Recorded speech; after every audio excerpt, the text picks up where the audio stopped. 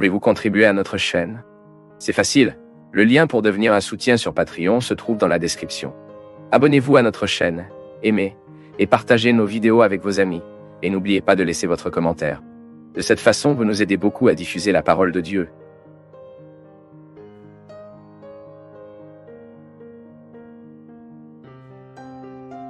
Faites ce qui suit.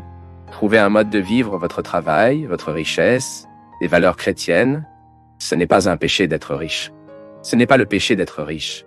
Le péché est d'être du savon, de ne pas vouloir diviser ce que vous avez. Le péché ne veut pas diviser ce que vous êtes. Donc si vous avez des influences sociales, faites tout pour faire un beau travail dans la société que vous vivez. Ne soyez pas cette madame futile, par exemple. Nous trouvons tellement futile madame que la seule préoccupation qu'elle a est la dernière poudre qui est sortie. La dernière crème pour étirer la ride. Ou le coiffeur, le dernier... Non. Parce que cette futilité, elle ne vous permet pas de vivre le plus beau de votre cœur. Dieu entre dans nos vies pour purifier nos excès. Vous avez donc tout le droit d'être une madame, une belle femme, bien arrangée, que vous pouvez le faire. Mais en même temps, vous êtes sensible à vivre simplement, pour partager ce que vous êtes et ce que vous avez avec les personnes que vous connaissez. Soit dit en passant, je pense qu'une personne n'est que mince car elle est aussi polie, car elle sait comment accueillir les gens qui sont proches. Ou elle n'est pas sur le seau en regardant tout le monde de loin et en pensant qu'elle est meilleure que tout le monde. Non. Je continue de voir ça le travail que nous faisons, non? Plus nous nous produisons dans une société, plus la responsabilité des gens doivent agir socialement. Les gens. Plus notre travail est de reconnaissance, plus notre responsabilité d'un nom, de notre argent, Ce qui donne notre travail avec les besoins qui sont de notre côté. Institutions caritatives, ces réalités qui ont besoin de nous. Tellement beau que nous nous allons à droite, nos forces pour que nous puissions bien faire pour ceux qui ont besoin de nous. Cela dépêche le royaume. C'est la grâce de l'Église. C'est vous purifier. Vous n'avez pas à vous sentir coupable d'avoir plus de conditions. Non, le bien de Dieu. J'aimerais que tout le monde ait les mêmes opportunités que vous.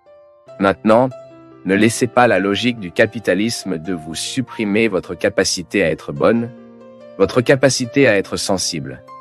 Car le grand problème du capitalisme est que, au nom de la production et de la vente, il passe en revue tout le monde. La personne est dévaluée pour évaluer l'argent.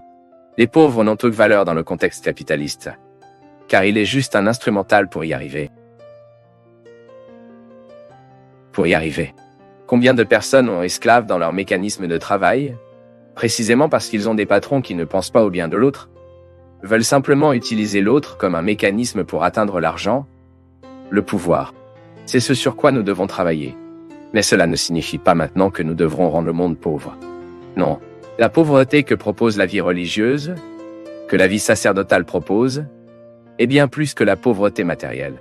C'est la possibilité d'accueillir celles qui arrivent. Et par exemple, combien de congrégations sont riches? Le grand péché que ces congrégations peuvent accomplir est précisément car ils ferment dans la richesse qu'ils ont et ne font rien pour les pauvres. Ce n'est pas vrai?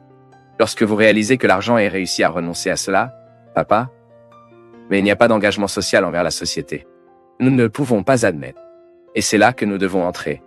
Vous n'avez pas à critiquer les congrégations, l'église, non, vous devez faire la critique de moi. Je suis père Fabio, j'ai un travail, je combats ma vie quotidienne, je travaille pour survivre, je paie mes perles, je survis ce que je fais, mais maintenant, comment gérer ce qui redonne du travail que je fais? Suis-je capitaliste? Ou ai-je une sensibilité sociale avec ce qui donne le travail qui est à moi? Ensuite, vous vous posez aussi cette question. Vous n'avez pas besoin d'être prêtre à vous demander. André, si cette question, nous devons tous nous demander de pouvoir dormir en paix avec notre conscience. Aujourd'hui, le monde est marqué par la nécessité, à la fois matérielle et spirituelle. Je les heurte tous les deux et j'ai de plus en plus demandé à Dieu de ne pas être insensible à aucun d'entre eux. Ce que nous pouvons faire, nous devons faire. Par exemple, je suis né d'une famille pauvre. Mes frères sont pauvres jusqu'à aujourd'hui. Aider mes frères, pour moi, est une responsabilité sociale. Je me trompe? Je ne le suis pas. Cela ne sert à rien pour moi de faire mes quartiers là-bas pour l'institution. Si soudain je ne suis pas sensible à la nécessité de mes frères, c'est une responsabilité qui est toujours imposée à mon cœur. Quand j'ai dû adopter une nouvelle position de vie précisément à cause de cela, Je devais prendre soin de ma mère. C'est une responsabilité sociale que j'ai, mais cela ne me ferme pas dans mon monde avec mes besoins, non. Et dans la mesure du possible, comme je peux me le permettre, je veux aider mes frères. Je veux leur donner des possibilités d'amélioration de la vie. J'aime. Ce sont des gens qui sont importants pour moi. Vivez-vous ce que Dieu ne vous donne que pour vous? Ou avez-vous une sensibilité pour percevoir les gens de notre côté? Ensuite, je vous le dis aussi, à vous qui nous regardez maintenant, et soudain, c'est vrai, je ne me suis jamais arrêté pour y penser. Aucun problème, vous avez le fruit de votre travail. Si votre travail vous a beaucoup gagné, si votre profession vous a donné beaucoup d'argent, ce n'est pas un problème. Le problème est ce que vous faites avec ce que votre profession vous a donné, avec ce que votre bureau vous a donné. C'est tellement triste, mon peuple, quand vous réalisez qu'une personne, elle prend un poste de pouvoir et qu'elle traite mal les gens à cause de cela. J'ai un aperçu sensible de percevoir l'autre. C'est la plus grande beauté que je vois chez une personne. Quand elle a de l'argent, elle a réussi. C'est une personne célèbre. C'est une personne qui a beaucoup réalisé dans la vie, mais n'a pas perdu la sensibilité de regarder des gens simples dans leurs yeux et de bien les traiter. Même parce qu'il n'y a pas de richesse plus grande et plus belle dans cette vie que vous avez un être humain sensible aux besoins de votre temps. Père, savez-vous quand nous ressentons un poids en nous, peur que tout puisse mal tourner?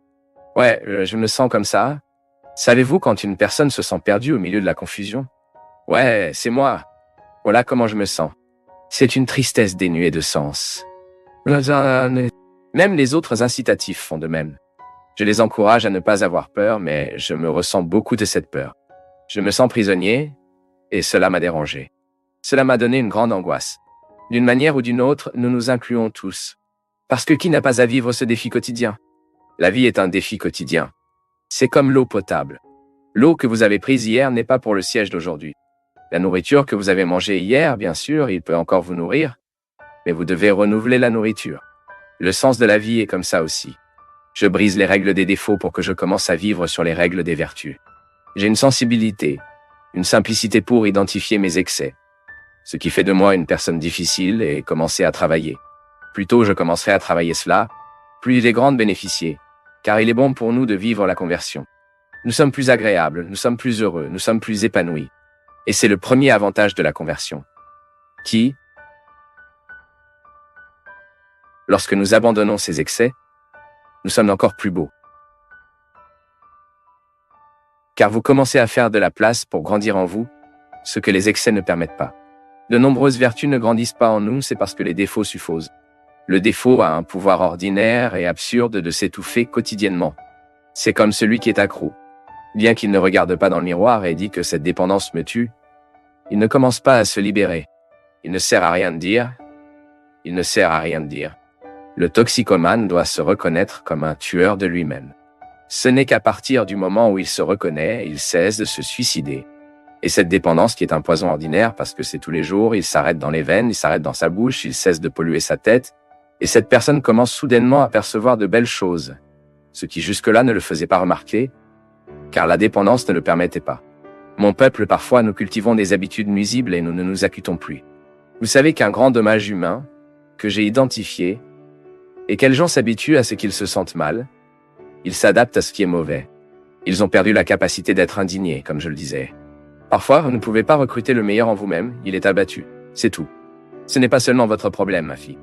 Nous tous, si nous ne prenons pas soin de nous, nous perdons la référence à la réalité.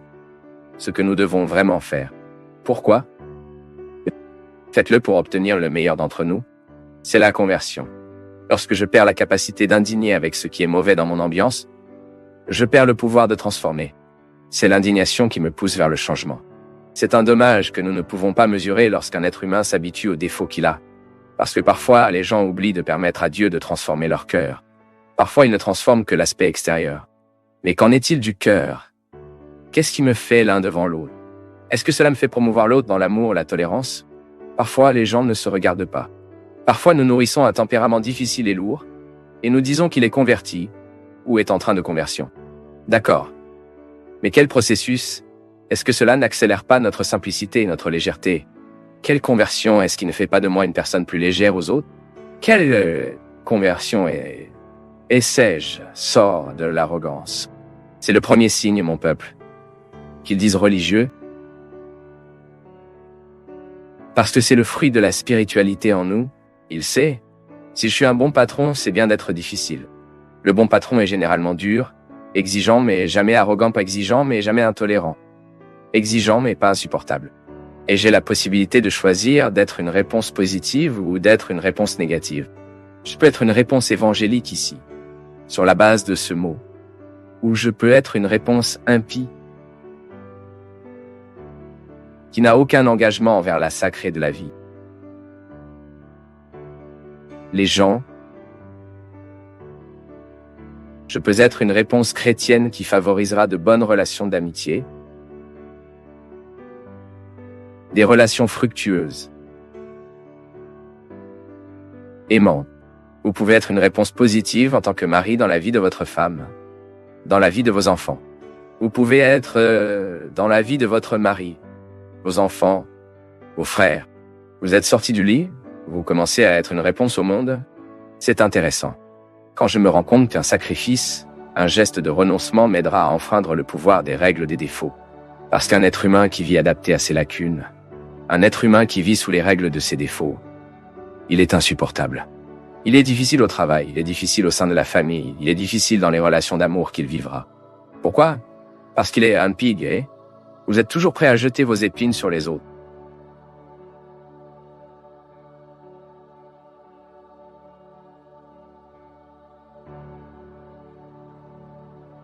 La théologie nous apprend. Dieu veut notre bien tout le temps. Mais j'ai besoin de prendre des mesures vers ce bien. Parce que sinon la volonté de Dieu n'est pas accomplie en moi. La volonté de Dieu se réalise dans la vie humaine. Car cette vie humaine est éliminée de la lutte. Comme cette vie humaine va à ce bien que Dieu veut. C'est ainsi que nous faisons la volonté de Dieu de se matérialiser dans nos vies. Le Dieu de rêve a pour moi. Le rêve que Dieu a pour vous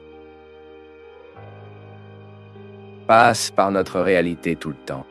C'est dans notre réalité que nous prendrons des mesures concrètes vers cette transformation que nous devons vivre et vivre. Prudent. Vous qui avez commencé dans votre vie un processus de changement et de transformation, soyez prudente. Jésus était très sage quand il a proposé de regarder et de prier. Il a parlé de la venue du royaume. Mais ceux qui disent que transformer la vie n'est plus de toute façon pour anticiper l'arrivée. Aujourd'hui, le royaume de Dieu peut être présent dans l'histoire de votre vie. Ce changement que vous voulez tellement réaliser dans votre vie, dans votre histoire, anticipe l'arrivée de cette façon. Et c'est pourquoi notre état d'avertissement ne cesse jamais. Parce qu'il y a toujours quelque chose en nous qui doit subir une réforme et une transformation. Et il y a toujours quelque chose en nous que nous devons sceller avec fidélité. Et cet avertissement est précisément pour que nous ne perdons pas le fil, afin que nous n'oublions pas l'engagement que les gens ont assumé avant d'être avec un autre, en engagement envers nous-mêmes. L'expérience de l'auto-amour est la première réalité que Jésus transforme quand il nous trouve. Lorsque nous nous sommes retrouvés par Jésus, la première chose qu'il fait dans nos vies est cela. Il nous fait à nouveau profiter de nous-mêmes. Il fait se réjouir de l'amour. Celui qui est en Dieu doit revenir en arrière. Et c'est une réalité que nous devons cultiver tous les jours, car sinon, très facilement, nous devenons notre ennemi et nous commençons à nous battre. Et nous commençons à apporter toute destruction en nous, oubliant même que nous sommes nés de la victoire, à la résistance. Un être humain. Une grande partie de l'origine des souffrances humaines réside dans la façon dont on le pense. Une grande partie de l'origine de nos souffrances est ce que nous pensons et que nous permettons dans notre tête. Par exemple, j'ai perdu mon petit ami. Si à ce moment-là, je ne me permettais pas d'être pleinement impliqué dans cette émotion qui me jetait, pensant que j'avais la pire souffrance au monde, si je rationalisais, si à ce moment-là je m'éloignais un peu de mon émotion et de ma pensée, c'est pas la fin du monde. Perdre un petit ami ne peut pas être une cause finale, même si la ligne peut marcher très facilement. Tout d'abord, je raisonnais. S'il ne veut pas de moi, il ne m'aime pas. Cela vaut-il la peine de souffrir pour une personne qui ne m'aime pas? Cela peut même valoir un peu de temps. Mais ne prolongez pas ce mépris pour le reste de votre vie, non? Par exemple, j'ai dans mon livre, un garçon était calomnié à travers des lettres anonymes. Il était un employé d'une banque, vivant de plus en plus une montée progressive des postes, jusqu'à ce qu'il commence à recevoir des lettres anonymes, dénonçant qu'il volait, savait qu'il faisait sur la banque et qu'il serait signalé aux autorités. Ce garçon est venu me voir, les gars. Il ne pouvait pas dormir. Jusqu'à ce que je lui ai demandé, mon ami, sincèrement, avez-vous quelque chose dans votre conduite professionnelle qui peut vraiment être un danger pour vous? J'ai dit, pas un prêtre. Pour l'amour de Dieu, tout ce que j'ai eu dans ma vie était avec mon travail, c'était avec ça. Papa. Papa. J'ai dit, mais alors? J'ai dit, non, je n'ai pas peur, je suis aplati. J'ai dit, attendez. Si quelqu'un fait des lettres anonymes, c'est parce que vous êtes jaloux de vous. Es-tu d'accord avec moi? Je suis d'accord. S'il est jaloux de vous, c'est parce que vous avez des valeurs qu'il n'a pas. Êtes-vous d'accord? Et en êtes-vous bouleversé? Alors combien de fois avons-nous perdu du temps de nos vies et nous ne dormons pas à cause des envieux? Savez-vous ce qu'ils diront de vous là-bas? Je ne sais pas, non. Et pour moi, cela n'a que ce qui parle de moi, ce qui a vraiment une connotation avec la réalité que je ne fais pas. Je perdrai mon temps et mes nuits, dorme à cause des ragots en service qui n'ont rien à faire au lieu de prendre soin de sa vie. C'est vouloir prendre soin de la neutralisation du pouvoir de souffrir sur nous. C'est que vous lancez une bonne réflexion à remplacer la mauvaise pensée si j'entends vraiment les ragots et que je suis très inquiet de ce que les autres pensent de moi, je perdrai ma qualité de vie, je perdrai ma qualité de ce que les... Combien de personnes voyons-nous tomber malades dans le corps, mon peuple? Parce qu'ils ne sont pas en mesure de filtrer les opinions que les autres en ont. Les publics? Bien sûr. Plus une personne est publique, plus les gens en trouveront des choses. Ils inventeront, disent des vérités. Mais inventeront beaucoup aussi. Maintenant, je vous demande, l'envie est-elle un problème de qui ressent ou qui est la cause? Allez-vous guérir? Je n'ai pas le droit de faire paralyser ces petits sentiments dans le monde. À tel point que, quand je me rends compte que j'envie quelqu'un, les gars, la première chose que je fais, c'est ça. Je n'ai pas le droit d'être jaloux de lui parce que j'ai d'autres valeurs. Je n'ai pas à vouloir être lui, je dois vouloir être ce que je suis. Nous devons s'épanouir là où Dieu nous a plantés. Combien de personnes souffrent aujourd'hui? Terriblement psychologiques et psychologiques. Car ils ne sont pas en mesure de remplacer les mauvaises idées par de bonnes idées. Combien de personnes souffrent dans la vie parce qu'elle veut être là-haut? Je voulais tellement avoir ses cheveux là-bas qu'elle aimerait avoir ses cheveux. Elle dit que ses cheveux sont opaques. Est-ce mauvais, non? Vous n'avez peut-être pas les valeurs qu'elle a, mais vous avez des valeurs que je vois. Atteins mon âme parce que vous m'avez tiré à l'intérieur aussi le savon qui coule du réservoir dans les vêtements que je retire. Est aussi la femme qui peut soyez heureux d'être une femme au foyer. Et découvre dans le métier qu'elle a un moyen de laver sa propre âme. Parfois, nos souffrances disparaissent au moment où vous traitez quelque chose d'utile. Ne permettez pas à la dépression de vous prendre où vous traitez quelque chose d'utile. Dites-lui à nouveau, il y a des dépressions qui sont des processus chimiques. Le livre traite de cela. Il y a des maladies qui se produisent dans nos vies par des troubles chimiques. Mais il y en a d'autres qui sont les fruits de la paresse. Déprimée aime un canapé. Oh! Puis anxieuse, elle mange du chocolat. Je n'ai jamais vu de désir de manger une feuille de laitue à l'aube. Êtes-vous anxieux? Mangez une carotte. Puis elle est allongée à 7 heures du matin et elle passe la journée à manger du pop-corn et à prendre un tout. Et c'est déprimé. Alors la nuit je ne peux pas dormir. Bien sûr, il mentait toute la journée. Comment allez-vous dormir la nuit? Ensuite, regardez la séance de chouette. Je ne sais pas quoi. Après avoir été somnolent toute la journée. Change l'habitude.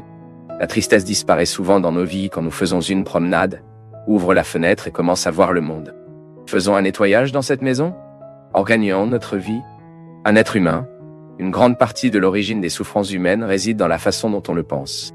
Une grande partie de l'origine de nos souffrances est ce que nous pensons et que nous permettons dans notre tête. Par exemple, j'ai perdu mon petit ami. Si à ce moment-là, je ne me permettais pas d'être pleinement impliqué dans cette émotion qui me jetait, pensant que j'avais la pire souffrance au monde, si je rationalisais, si à ce moment-là, je m'éloignais un peu de mon émotion et de ma pensée, c'est pas la fin du monde. Perdre un petit ami ne peut pas être une cause finale, même si la ligne peut marcher très facilement. Tout d'abord, je vais raisonner. S'il ne veut pas de moi, il ne m'aime pas. Cela vaut-il la peine de souffrir pour une personne qui ne m'aime pas? Cela peut être un court laps de temps, mais ne pas prolonger ce mépris pour le reste de votre vie. Non. Par exemple, j'ai dans mon livre, un garçon était calomnié à travers des lettres anonymes. Il était un employé d'une banque, vivant de plus en plus une montée progressive des postes, jusqu'à ce qu'il commence à recevoir des lettres anonymes, dénonçant qu'il volait, savait qu'il faisait sur la banque, et qu'il serait signalé aux autorités.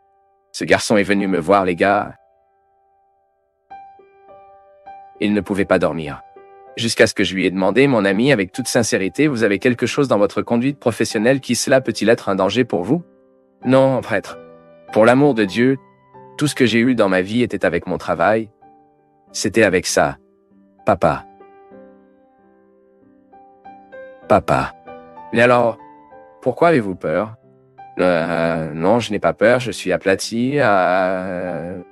Une minute. Si quelqu'un fait des lettres anonymes, es-tu d'accord avec moi? Je suis d'accord. S'il est jaloux de vous, c'est parce que vous avez des valeurs qu'il n'a pas. Êtes-vous d'accord? Je suis d'accord. Et en êtes-vous bouleversé? Alors Combien de fois avons-nous perdu du temps de nos vies et nous ne dormons pas à cause des envieux? Savez-vous ce qu'ils diront de vous là-bas? Je ne sais pas, non. Et cela m'intéresse seulement ceux qui parlent de moi s'il y a vraiment une connotation avec la réalité. Je ne perdrai pas mon temps et mes nuits blanches à cause des ragots en service qui n'ont rien à faire. Au lieu de prendre soin de sa vie, c'est de prendre soin des miens. La neutralisation du pouvoir de souffrir sur nous est la suivante. C'est vous de lancer une bonne pensée pour remplacer la mauvaise pensée. Si j'entends vraiment les ragots et que je suis très inquiet de ce que les autres pensent de moi, je perdrai ma qualité de vie. Je tomberai malade. Combien de personnes voyons-nous tomber malades dans le corps, mon peuple? Parce qu'ils ne sont pas en mesure de filtrer les opinions que les autres en ont. Public, c'est clair? Plus une personne est publique, plus les gens en trouveront des choses. Ils inventeront, disent des vérités, mais inventeront beaucoup aussi. Maintenant, je vous demande, l'envie est-elle un problème de qui ressent ou qui est la cause? Allez-vous guérir? Je n'ai pas le droit de faire paralyser ces petits sentiments dans le monde. À tel point que, quand je me rends compte que j'envie quelqu'un, les gars, la première chose que je fais, c'est ça. Je n'ai pas le droit d'être jaloux de lui parce que j'ai d'autres valeurs. Je n'ai pas à vouloir être lui. Je dois vouloir être ce que je suis. Nous devons s'épanouir là où Dieu nous a plantés. Combien de personnes souffrent aujourd'hui, terriblement, psychologiques et psychologiques, car ils ne sont pas en mesure de remplacer les mauvaises idées par de bonnes idées? Combien de personnes souffrent dans la vie parce qu'elles veulent être l'autre? Je voulais tellement avoir ses cheveux. Ensuite, c'est mauvais, n'est-ce pas? Vous n'avez peut-être pas les valeurs qu'il a, mais vous avez des valeurs. Le sang, il atteint mon âme, car il me mélange à l'intérieur aussi. Le savon qui coule du réservoir dans les vêtements que je prends la saleté me frappe aussi. C'est la femme qui peut être heureuse d'être ménagère et trouve dans le métier qu'elle exerce un moyen de laver sa propre âme. Parfois, notre souffrance disparaît le moment de vous, traitez avec quelque chose d'utile. Ne laissez pas la dépression vous emmener. Il vous dit à nouveau, il y a des dépressions qui sont des processus chimiques, le livre y traite. Il y a des maladies qui se produisent dans nos vies pour les troubles chimiques, mais il y en a d'autres qui sont le résultat de la paresse. Déprimé aime un canapé. Oh prêtre, je suis gros comme ça, parce que je suis très anxieux. Puis anxieuse, elle mange du chocolat. Je n'ai jamais vu de désir de manger une feuille de laitue à l'aube. Êtes-vous anxieux? Mangez une carotte? Puis elle est allongée à 7 heures du matin et elle passe la journée à manger du popcorn et à prendre un tout. Et c'est déprimé. Alors la nuit, je ne peux pas dormir. Bien sûr, il mentait toute la journée. Comment allez-vous dormir la nuit? Ensuite, regardez la séance de chouette. Je ne sais pas quoi, après avoir été somnolent toute la journée. Change l'habitude. La tristesse part souvent dans notre vie au moment où nous marchons. Ouvrons la fenêtre et commence à voir le monde. Faisons un nettoyage dans cette maison. Organisons notre vie.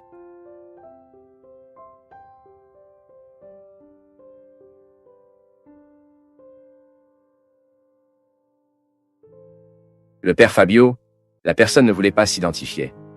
Il parle comme ça, a beaucoup aidé une personne et a été trahi par lui. Cette personne s'enfuit tout le temps. Et en plus de cela me doit de l'argent. Que dois-je faire? Je pourrais au moins descendre, récupérer l'argent perdu. Mais vous savez que parfois je continue de penser qu'il y a une perte bien pire que les finances, ce qui est précisément de la colère. Je me souviens que j'ai passé des expériences dans ma vie quand je me sentais blessé par quelque chose que l'autre m'a fait et parce que je ne pouvais pas oublier ce que l'autre a fait ou fait. J'ai étendu ce mal pendant un certain temps sur ma vie. Parce que j'étais très classé. Aujourd'hui, Dieu merci, parfois je me blesse avec une situation, 4, 5 jours plus tard, je ne me souviens plus de la raison. Je sais que j'ai été blessé, mais je ne me souviens plus de la raison. Parce que nous finissons par développer un mécanisme de défense. La santé, c'est plus que la défense, c'est la santé. Parce que garder la rancune, garder le ressentiment, c'est une manière très étrange. Nous devons créer des dégâts pires que celui que la personne nous a déjà donné. Donc, la meilleure façon, ma fille, de surmonter une trahison, c'est que nous ne nous permettons pas de trahir. Parce que si l'autre m'a trahi, alors d'accord, je trouverai un moyen de faire ce nettoyage dans mon âme, mais je ne veux pas être mon traître. J'ai besoin de juger en faveur. J'ai besoin de gagner ce match. La vie est très courte pour que je puisse perdre du temps à juger contre moi. Donc, garder la trahison de l'autre, s'adapter à cette trahison de l'autre en moi est la preuve. En fait, est une façon très désolée, impitoyable et muette de vivre. Je ne peux pas être impitoyable les uns envers les autres, et encore moins. C'est donc ma tâche quotidienne d'organiser en moi les sentiments gâtés que l'autre a laissés tomber et qui ne m'appartiennent pas. J'ai besoin de le jeter. Et c'est une façon... Bien sûr, c'est pas facile à faire. Ce nettoyage spirituel, ce nettoyage affectif n'est pas facile. Mais c'est un moyen de commencer le processus de guérison. Parfois, je trouve des femmes qui ont été trahies par leur mari et qui sont éternellement blessées par la trahison. Cela ne devrait pas être facile. La trahison entre les conjoints est quelque chose qui devrait beaucoup faire mal. Parce que c'est une fidélité brisée, c'est une confiance qui est remise en question. Ce qui fait le plus mal, ce n'est même pas le fait que l'autre a dormi avec l'autre ou l'autre endormir avec l'autre. Non, c'est le fait d'être trompé. C'est cette rupture de confiance. C'est ce qui fait mal. Et lorsque cette rupture de confiance est établie, elle peut laisser des marques profondes sur celle qui a été trahie. Et là, pour commencer, une autre forme de trahison. D'accord? Le mari vous a trahi. C'est arrivé. Maintenant, vous ne pouvez pas vous trahir. Vous ne pouvez pas nourrir en vous des sentiments contraires à la construction, à votre bâtiment personnel. Vous devez donc mettre un médicament, disons, dans ce processus pour accélérer cette inflammation, pour jeter ce qui vous fait du mal. Et le pardon est le seul moyen de faire expulser tous les sentiments qui peuvent être contraires à nous. Pardonnant, mon peuple, est une démonstration de l'intelligence. Est-ce religieux? Mais c'est aussi une démonstration de l'intelligence, de ruse. Parce que lorsque vous pardonnez, vous libérez votre cœur du sentiment qui vous opprime. Stocking heart est une chose des gens stupides, qui sont émus par la stupidité, qui est parfois temporaire ou qui peut parfois durer toute une vie. Retrait blessé, comme si c'était précieux, est une démonstration d'un choix malheureux, de stupidité. Donc pas de motte. Chaque fois que je recueille la blessure et que je mets cette blessure dans une importance dans mon cœur, quelque chose d'autre que je ne fais pas, mais être stupide, car aucun avantage cela m'apporte. Je n'ai jamais vu dans ma vie une personne bénéficiant du manque de pardon. La douleur à garder. Donc, parce que parfois nous sommes conscients que la distance est la meilleure façon d'être, d'établir la guérison et le respect. Maintenant, il ne sert à rien de garder la personne à l'écart si vous les apportez tous les jours à travers une blessure. Vous devez donc balayer votre cœur, jeter votre blessure. Puis vous saurez même comment découvrir la distanciation qui était nécessaire pour guérir la souffrance. Je te souhaite dans tes difficultés, tu as toujours le droit et la possibilité de retirer ces excès. Pour que vous ayez votre vérité fondamentale sous vos yeux, sans exagération, juste vous. Et à partir de cela, vous rencontrez le chemin de la vie. Merci pour votre affection, pour votre attention. Et que Dieu vous bénisse beaucoup. Que Dieu déverse sur votre cœur, sur votre maison, sur votre vie. La disposition qui a caractérisé le cœur de Notre-Dame. De sorte que, un exemple de celui-ci, nous pouvons également être un vrai chrétien, amener toujours Jésus sur ses genoux, pour le présenter à ceux qui ne le connaissent pas encore. Versez sur nous la bénédiction du Dieu Tout-Puissant, Père, Fils et Saint-Esprit. Amen. Et aujourd'hui, motivé pour le voyage de la Terre Sainte, qui est aujourd'hui là. Regardez ces endroits où il a grandi, les endroits qu'il fréquentait certainement, les choses qui ont enchanté ses yeux, qui remplissaient ses yeux. Nous commençons en quelque sorte à savoir un peu plus d'amis de nous. Si nous avons l'occasion d'aller aux racines de nos amitiés, nous devenons certainement plus amicaux, car cela provoque en nous une forme de les connaissances que la coexistence n'ont peut-être pas donné pleinement. connaissez la racine où nos grands amis sont nés. Je vous avoue que c'était la mystique qui m'a emmené en Terre Sainte. Sachant que je connaissais le sol de mon meilleur ami, la vie, l'endroit où il a poussé, où tous les grands événements ont eu lieu. En regardant la mer de Galilée et en pensant que c'est là que Jésus a trouvé ses amis, que Jésus a fait des disciples. Mettez notre pied dans cette eau et pensez que même si ce n'est pas la même eau à partir de ce moment, nous pouvons en quelque sorte faire un pont. D'une manière ou d'une autre, nous pouvons aussi nous sentir comme cette foi. Regardez là le Saint-Sépulcre pour penser que la racine de notre foi est là. Je me suis demandé, mon peuple, qu'est-ce qui fait qu'une terre est sainte? Et c'était pour avoir dit au revoir à la Terre Sainte dans la dernière célébration que nous y avons joué. Une terre est plus large car elle est chargée de signification. Le concept du sacré est que c'est vous de retirer de l'endroit commun et que vous mettez dans un endroit réservé. Le sacré est ce que vous avez sélectionné au milieu de tout ce qui est ordinaire, tout ce qui est courant, et que vous apportez dans une atmosphère différente. C'est vous de retirer l'endroit tous les jours et que vous le mettez à l'endroit spécial. Quand nous disons que la terre est sainte, qu'elle est sacrée, c'est parce que les événements qui ont eu lieu y ont été pris en charge et sont devenus spéciaux à beaucoup de gens. Donc, nous devons enlever la sandale des pieds de la même manière que Moïse l'écoute. Retirez la sandale des pieds pour entrer dans un territoire saint. Un territoire qui est saint parce que c'est un lieu sacré pour beaucoup de gens. C'est un lieu de sens pour de nombreuses personnes, y compris pour moi. Jouer sur la terre sainte devait reconnaître les lieux de mes significations.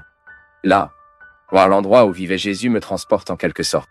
Pensez qu'aujourd'hui, tout ce que je crois, tout ce qui m'émoure en tant que prêtre, en tant qu'homme, était là qui s'est produit. C'est là que tout ce qui fait que notre vie s'est produite. Et le merveilleux, mon peuple, est que nous revenons de la terre sainte avec le désir de sanctifier ce qui est le nôtre. Pensez que je suis également invité à faire de ma terre une terre sainte. Découvrez au sol de ma maison, sur le sol de ma maison, le même caractère sacré qui se trouve en terre sainte. Car seule la foi, le sens est capable de faire ce pont entre mon cœur et la terre sainte sur laquelle je suis entré. Ensuite, je recueille le caractère sacré pour moi aussi.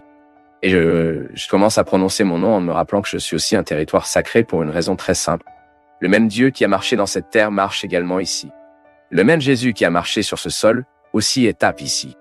Et même si vous n'avez jamais marché sur la terre sainte, vous pouvez aussi dire que je suis aussi un sol sacré, parce que si le sol devient saint, parce que le sacré a marché dessus, d'accord?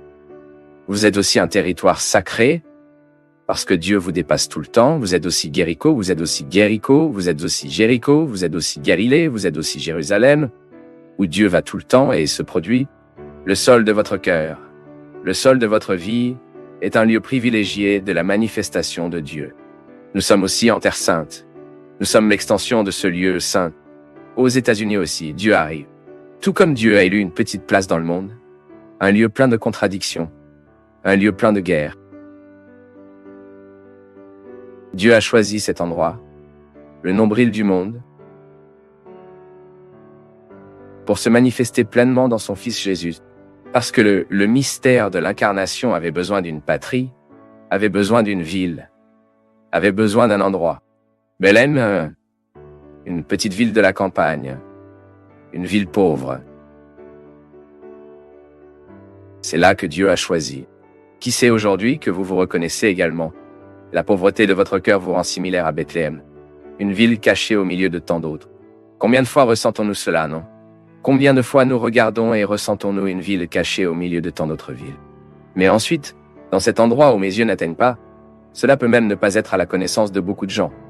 C'est là, dans cette ville, c'est votre cœur, que Dieu continue de se produire. Parce que le mystère de l'incarnation, il a son déroulement historique en chacun de nous.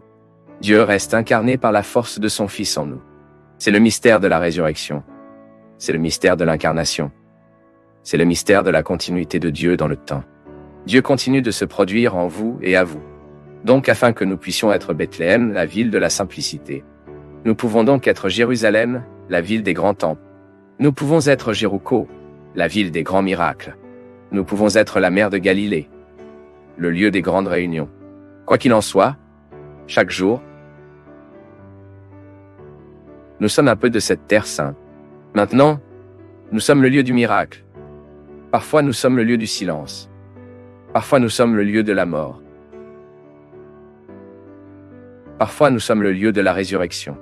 Quel que soit le lieu où vous vous identifiez aujourd'hui, l'important est que vous sachiez que de ces nombreux endroits qui composent la Terre Sainte, vous êtes l'un d'eux aujourd'hui.